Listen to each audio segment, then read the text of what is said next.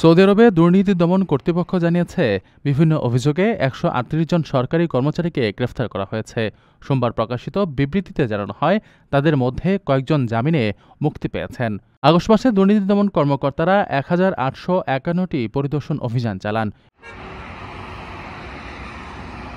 এসব অভিযানের ভিত্তিতে মোট ৪১৬ জনের বিরুদ্ধে তদন্ত শুরু হয়। গ্রেফতার ও তদন্তাধীন ব্যক্তিদের বিরুদ্ধে ঘুষ গ্রহণ এবং দায়িত্বের অপব্যবহারের অভিযোগ রয়েছে। এরা বিভিন্ন সরকারি মন্ত্রণালয় ও প্রতিষ্ঠানে কর্মরত ছিলেন।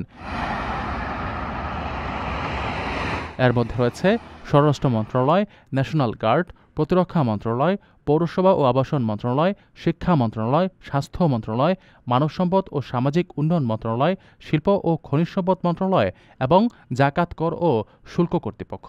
দুর্নীতি দমন কর্তৃপক্ষ জানায়, সরকারি সেবায় স্বচ্ছতা বজায় রাখতে এই অভিযান অব্যাহত থাকবে। লক্ষাধিক টাকা বেতনে কর্মী নিচ্ছে জাপান। যেতে আগ্রহীরা যোগাযোগ করুন স্ক্রিনে দেয়া নাম্বারে।